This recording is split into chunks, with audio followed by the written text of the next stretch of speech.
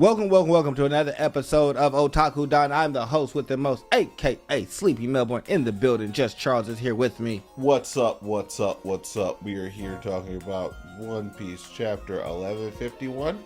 Yes. Apparently, Yogurt Child Yamano is still out here doing her thing in Onigashima because Oda don't know when to leave stuff alone. You know what? I'm on the exact opposite end of the spectrum. I'm having a great time with this story, and I hope that it doesn't end. She could have been here. She could have been out here. No. Hitting people with the Konombo Club. What she's going to do is continue around Wano, gathering more scabbards. So you think she's going to recreate the scabbards? Kind of.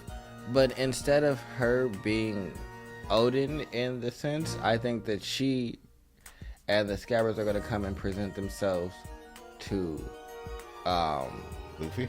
Not Luffy. What's that boy's name? Tanjiro? Not Tanjiro. I know, Momonosuke. Yeah, Momonosuke. And become his retainers. I mean, technically they're all already his retainers.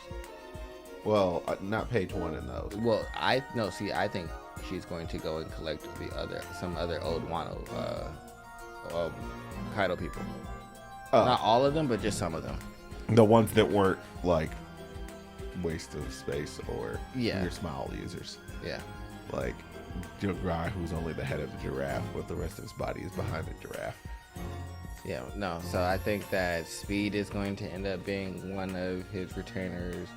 With Tama, I think Tama might end up being one. But I think that's what's going to happen. I could also see Shinobu aging up Tama. I hope not. I don't think they should do any more aging up. It was weird enough that they aged people up as it was. I mean, I don't mind the aging up.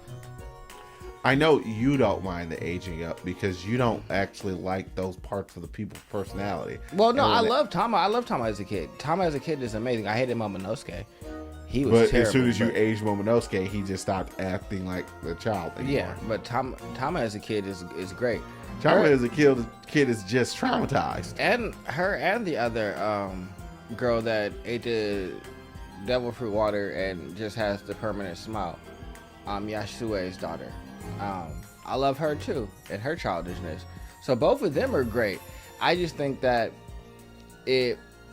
Tama wants to be useful so bad and wants to like kind of be like a part of what's going on.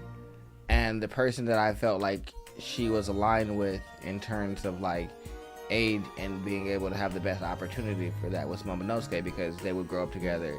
Yeah. She'd probably end up being like his ninja, just like Shinobu was for Odin. But with him being aged up to 20, that no longer really seems tenable unless we like age her up a little bit as well. Oh, but that's just cover stories. Yeah, to the main story. Right. I was like, we did a really deep dive. We should not be doing deep dives in the cover story. No, unless we want to go back and do all the cover stories as like videos. King Harold is evil. That doesn't surprise me. There was conjecture at the beginning that I didn't think what went down with Loki was necessarily the right thing. I still think if that was his overall thought pattern, him smacking the side of the tree was still really dumb. Like, that's how we ended up inside this part of how we ended up in the situation to begin with. I think that who can I compare Loki to in terms of like personality? Like, Loki is like, what was the Robin that was going around killing people? Damian Wayne? No, the Robin that like came back and like... Oh, Jason Todd. Yeah. I feel like Loki's kind of like that, where he don't got time to really explain to you how he's a good guy and all the things that he's doing that's being a good guy. And if you are another good guy but you piss him off, he's going to do some shit that looks like bad guy shit, because also fuck you in his quest to be a good guy is on his terms only. Kind of like Luffy, but a lot more aggressive. It's bizarre that he is like Thor actually is, even though he's named Loki. Yeah. Because it's just like, what are you going to do? Well, I'm not necessarily a good guy, but I'm not a bad guy. And honestly, 9 times out of 10, I'm the hero of the story. It's just the way you want this to happen and the way it's going to happen are two totally different things. Yeah, that's how I feel, and so that's very. You want me to save you your way, and there's this character that I really like from a story called the Unforeseen or the Forgotten Cultivator or something like that. His name is Lu Sen, and he tends to get pulled into situations. And one situation was this girl wanted to get out of an arranged marriage, and he literally warned her, it's just like 9 times out of 10, you were pulling me into this situation. This is not going to end the way that you want this to end, because if you put me as the barometer for right and wrong in this, my name is Judgment's Gale for a reason. Heads are probably gonna fly at the end of this. And then he ends up killing the king because he was basically selling people into slavery. It's just like selling commoners into slavery. And it's just like, well, it's just like, why did you think that you could kill the king? I used to be a commoner. What did you think was gonna happen when I figured out he was selling commoners? You don't have a right to be surprised about this. I told you this probably was gonna end the way that you wanted it to. I mean, yeah, and that's Loki, but that's also Luffy. And so that's why I like both of them. It seems like they have like, hey, we're going to just kind of do our own thing. Yeah, but Luffy just punches his problems until they go away. But that's why he would have never actually punched the side of the tree to threaten people. Oh, no. I mean, Luffy probably just wouldn't have been inside that. Loki's a lot more aggressive with his. It seems like he takes great offense to you trying to like hamper his progress. Where Luffy is kind of like lackadaisical, and it's like, regardless of what you're doing, I'm going to get there. I got competent enough people around me that I'm going to get bailed out of this situation. Loki is like, you tried to stop me. I'm going to set all this on fire. Bro, that's not the answer. I don't care. Fuck it. Fire to everything. That's wrong. Like, don't you? This is your home, aren't you? This is your entire job to save this. If I can't save it, nobody will. Yeah, that is exactly how he seems. But if I let you go, you're not going to go save it immediately. Yes, I am. All right. I didn't necessarily think about the repercussions of all. Like, you don't think about the repercussions of a temper tantrum while you're throwing a temper tantrum. You deal with them afterwards. Yes, but I was going to go save it because I know that. And Loki screw those guys. Probably was going to save it because he knows that the people are here, unlike Luffy and the rest of them at that point, where he's like, no, let me go. He's probably ready to go fight them. So, ostensibly, he's going to go. Well, he definitely knows because dude kind of came down here and tried to recruit him, and he's just... Yeah. I knew when Fingerling came down, and his first instinct was to tell him to kick rocks. It's just like... All right, you're probably a good guy in the end of this. Yeah, so I'm excited for that. We do get a little bit more action, but a lot of extra. There's a lot of dialogue going back and forth, which is pretty much. It seems like Emu is basically summoning the dark mirrors of the people that he envelops. That means it's a game. You ever heard of the game Reversi? Oh, yeah.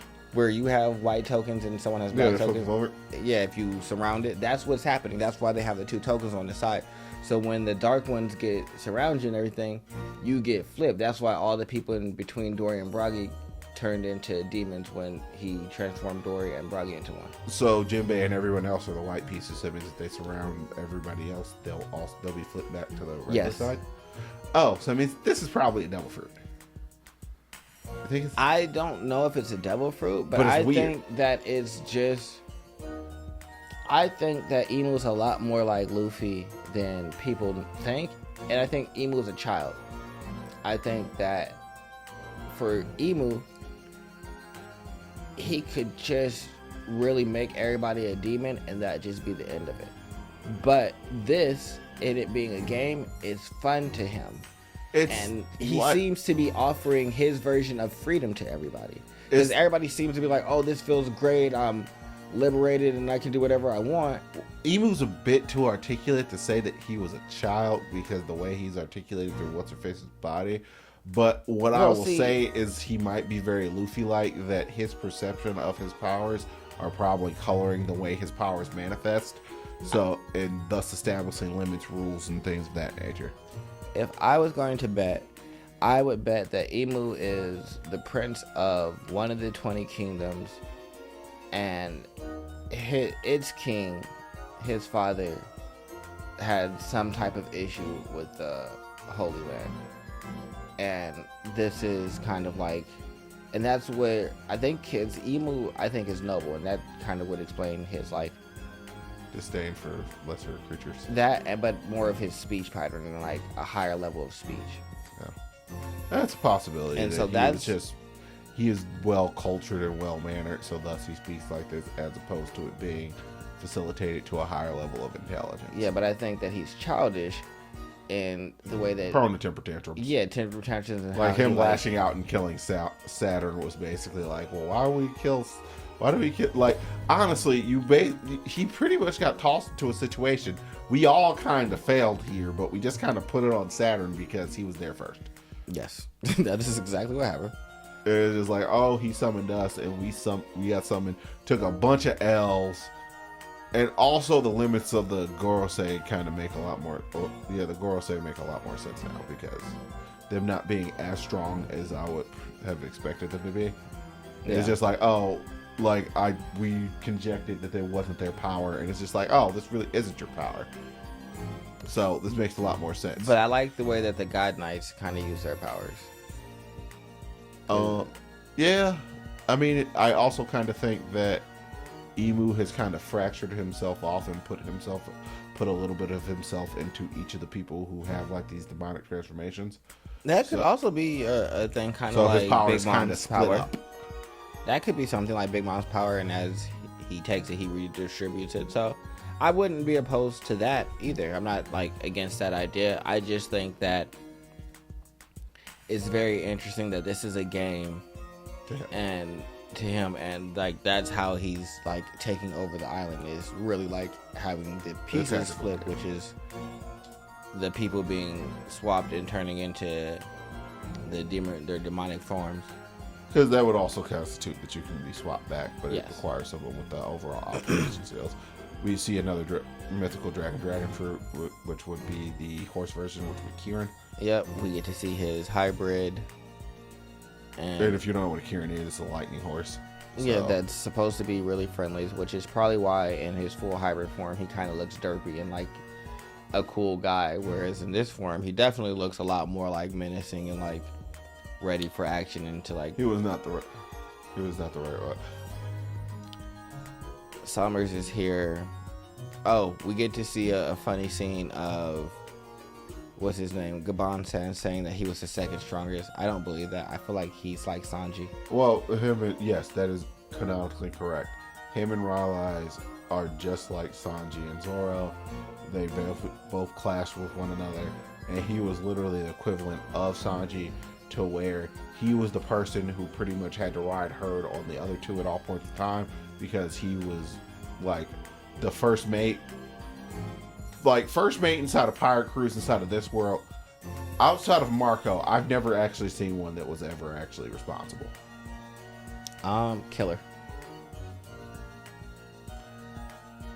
Yeah, I mean, which is sad because his captain was way off the rails, and he'd be trying his best. Hey, we shouldn't go fuck with Shanks. Hey, we shouldn't go do this. Is not. Nah, we're gonna do it anyway. Like we cut it in half. Kriller's just over here floating. Like I told him not to do it. Yeah, I heard.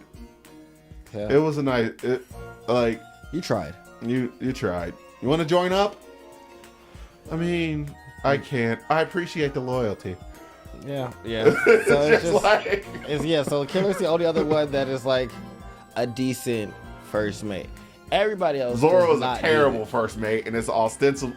Like, well, Zoro is a good first mate when it needs to be. Like when Usopp was acting out, it's just like, yeah, this can't stand. He is the ultimate. When Zoro actually says something, it probably isn't like, oh, why are you? No, I'm drawing a line in the sand. This is what it is. And Luffy will actually listen to Zoro when he says this is a line in the sand. Like, this can't be stood for. Oh. Well, if Zoro's taking it seriously, it must really be a problem. Yeah, because other than that, it's just like, we're just whatever. gonna chill. Yeah. and I'm fine with that. Like, I enjoy that Well, Ben, aspect of it. Ben Beckman's a fairly serious one, but counting one of the Yonkos like first, because what King, Katakuri, Ben Beckman, and Marco were the original ones. So the first mates of the original four were pretty serious, but once you get out of that four, yeah. But the Pirate King's first mate, chilling, getting drunk, like, enjoying Amazon Pirate Queens. I guess that's maybe the hallmark of being successful, not taking this entire thing too seriously. Because everyone who has just become ginormous failures or falling apart at the end of it all. Yeah. Gotta relax. Like, Shanks' for being able to actually, like, be fairly mellow is just like, what do you mean? We can't take ourselves too seriously. I mean, I'm a whole child that was just found inside of a treasure box. I can't take myself too seriously. Yeah, so we just gotta kind of just relax. So I think that's where everything is at. But I am excited to see what happens next with Gabon, with fucking Luffy being... Oh, how do you feel about Luffy sensing Chopper? Makes sense. He has high level sensory hockey. He doesn't even know how he did it. He's like... Luffy can see the fuck... Luffy can see the future. He literally said, wait, how did I know it was Chopper? Because... And then he's like, someone's with him. But he definitely just, like, no one else knew that it was specifically Chopper. They're just like, yeah, someone came. But he knew exactly who it was. So I think that... Luffy wasn't sensing Chopper. He was sensing emergency rations. I think that his hockey is becoming more refined. And his ability to hear the voice of all things is becoming more refined. Yeah. So, like, the only other person that I would have said that probably could have saw it would be Sanji, but he's down there, isn't he? Yeah. So, because Sanji has the highest, or maybe Usopp, because being the king of snipers. But that's really about it. Yeah. Because everyone else is like, yeah, something came down, and then we see. I like that we finally get to see Chopper use giant guard point again. And yep. But other than that, not too much else happens outside of the conversation that Loki has with a transponder cell that he was kind of keeping hidden down there. So he was chatting it up with somebody up on the island. We don't know who it is. I think the ultimate hilariousness could be if he was talking to the actual current king of Elbaf this entire time. Oh wait, no, the Elbaf doesn't have a king currently. That's what I think. Either Jaro or maybe the Owl. No. Like somebody else who was there who understands the dichotomy of this situation. Yeah. Because the other thing I will say is it doesn't really make too much sense for this to fall out how it did, because Stopper Gabon does not actually strike me as the merciful person type. So if Loki was really going off the chain and was really a problem, as we canonically figured out, Shanks also is not the merciful type.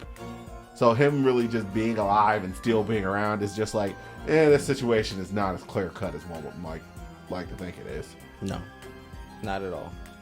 But make sure you guys like, subscribe, and comment below. Bye-bye. Bye. That's all.